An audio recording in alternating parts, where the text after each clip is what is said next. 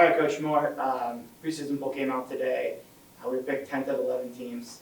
Last year was an odd year. Not everybody played a full schedule, all things COVID and related to the pandemic. So probably a little everybody's ranking in the preseason polls maybe a little off. What are your thoughts on your first impression when you saw the poll? And does that give you some chip on your shoulder heading into the season?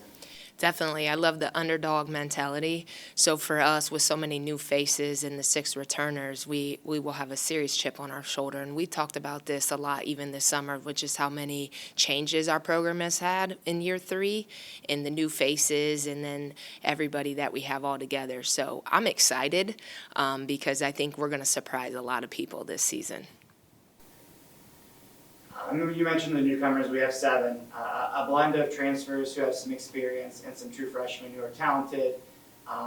Last season, all things pandemic, you weren't able to do some off-court team bonding. Probably didn't get to do everything you wanted to do on the court either as far as basketball related. But just talk about what the summer and the fall have been like, getting your team around each other, off the court to get to know each other and have some team bonding. Yeah, it's great to feel a little bit more normal.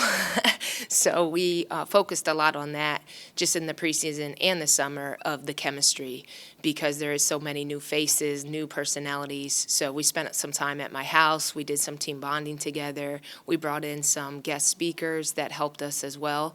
But I gotta give high praise to Yanni and Nia, who've done an excellent job at leading our team and getting this team together. And they actually take it upon themselves to do Thursday team nights, whether they do a team dinner or they go to a movie. But that's something that's addressed by them, and it's not forced by the coaching staff. So that's already makes me smile sitting in here thinking about just our future and what a great job they're doing leading this team.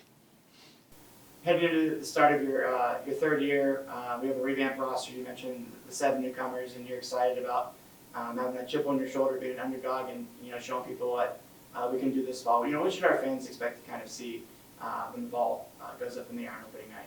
Yep, I think they're going to see a togetherness like never before and just a new energy, a new rebirth. I think everyone knows we're in a rebuild process, but we're in year 3, and this group is excited. They know what our goal is. They're all buying into what we're trying to do, and you're going to see length. You're going to see athleticism. You're going to see versatility. You're going to see them play so hard and tough that it's going to get fans out of their seats. So I'm really excited because in the practices leading up until today, they have been getting after it, and it's nice to have practice guys back in the gym to make us better.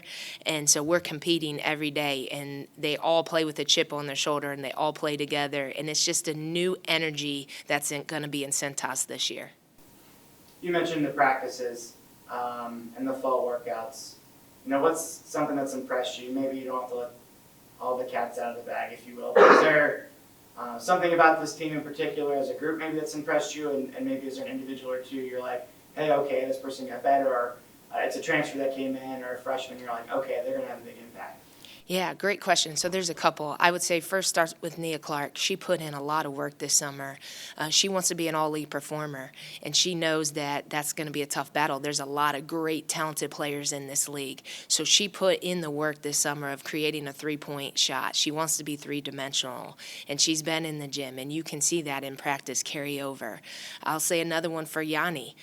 Her being a senior, she knows this is her last year. She's providing another leadership that I haven't seen out of her the previous 2 years. So I'm just excited. And she's really worked on her game. So I think the fans are going to be excited just to see the new Yanni. And she's just relentless and a beast on the glass. Like, she is averaging over 12 rebounds a practice. And this is against practice guys. So I think everybody's going to see just her new confidence that she's providing on the court.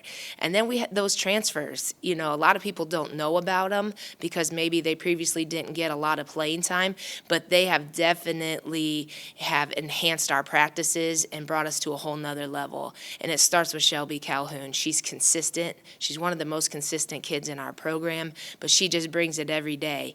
And she has a smoothness to her game that you'll look and be like, dang, did she just do that against practice guys? So I'm excited about her. And then you talk about a grad transfer in Kayla Hayes. Long, athletic, 6'3", is probably the most experienced kid from a minutes standpoint on on our roster, but she just brings it every day. And you can't forget about K-Sat. You know, her first year in the Big East was last year, and I think she has a little chip on her shoulder herself, being from Christ the King and all that she brought to that program. She's been in the gym working and really got herself in shape.